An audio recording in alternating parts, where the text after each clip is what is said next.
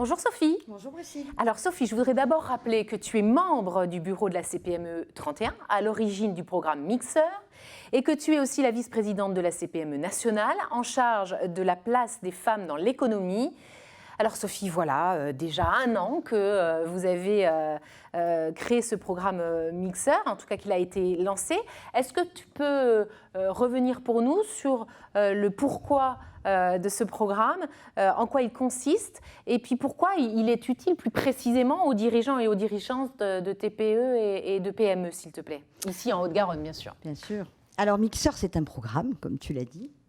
Un programme qui est dédié d'une part à l'égalité professionnelle dans les TPE-PME et puis d'autre part à valoriser, accompagner les femmes qui ont décidé d'entreprendre sur les territoires.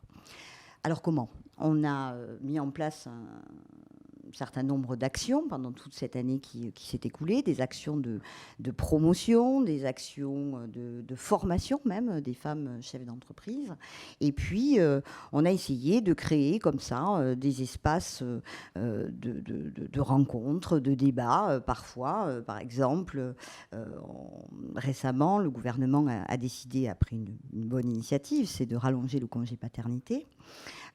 Et donc ça, c'était plutôt bien pour l'égalité pro, mais on s'est rendu compte aussi au sein de nos organisations, au sein de nos entreprises, que ça pouvait susciter des inquiétudes pour mettre en place ce genre de décision. Et donc on est à Mixeur, on est aussi là pour créer le débat, pour entendre nos chefs d'entreprise, et puis peut-être aussi comme un syndicat, pour porter la parole quand il y a ce genre de décisions qui sont prises.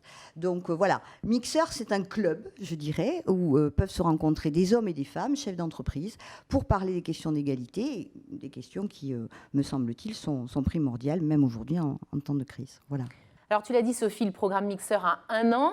1 an, ça rime avec bilan. On peut peut-être regarder un petit peu dans le rétroviseur et faire le bilan de cette première année du programme Mixeur. Oui.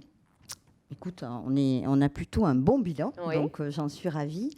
On a eu la joie de constater qu'on a eu une forte augmentation des adhésions de femmes chefs d'entreprise, puisque quand on a démarré le programme, on était environ à 25%, et qu'on a eu une augmentation de plus de 45%, donc c'est plutôt pas mal, et c'est surtout la preuve qu'il y avait une vraie attente chez ces femmes chefs d'entreprise, on dit souvent que le chef d'entreprise est seul, ce qui est vrai, mais je crois que la femme chef d'entreprise est encore plus seule.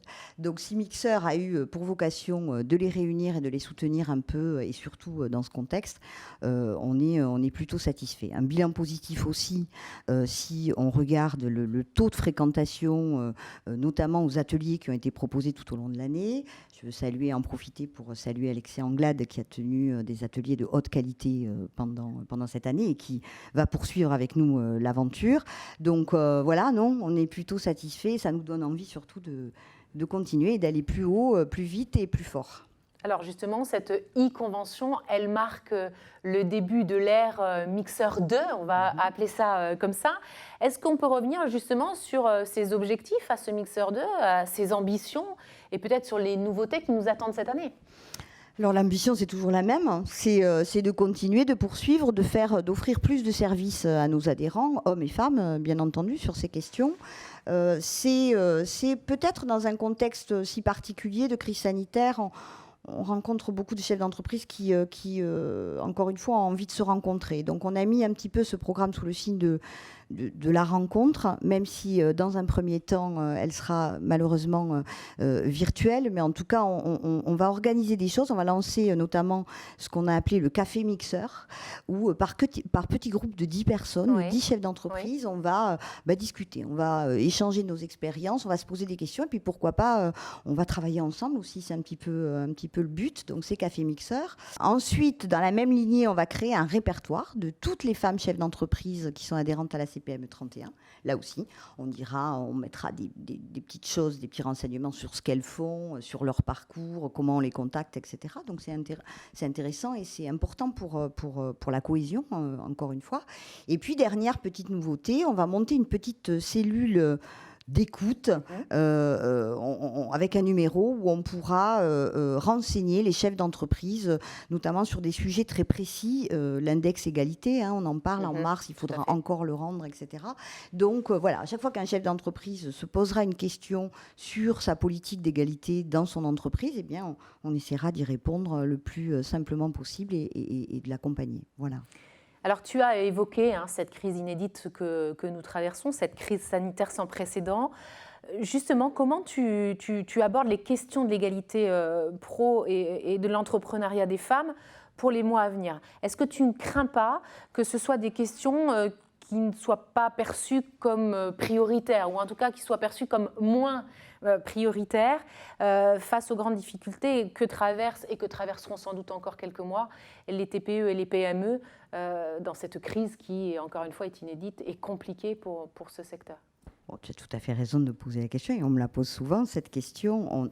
La tentation est grande. La tentation est grande quand on sait l'énorme difficulté que traversent nos TPE, PME en ce moment. On ne va pas le rappeler. Mais bon, tu t'en doutes, je pense que c'est une erreur. C'est une erreur. Pourquoi ? Parce que après cette épreuve, quand il va bien falloir penser à la relance et à reconstruire. Et que je pense que si on n'apprend pas du passé, on a vu pendant cette crise que les femmes étaient en première ligne, qu'elles soient soignantes, qu'elles soient employées et qu'elles soient chefs d'entreprise. Et que si elles n'avaient pas été là, cette crise aurait été probablement encore plus sévère. Donc il faut prendre évidemment leçon du passé. Il y a une phrase que j'aime beaucoup de Churchill qui dit « Il ne faut surtout pas gaspiller une bonne crise ».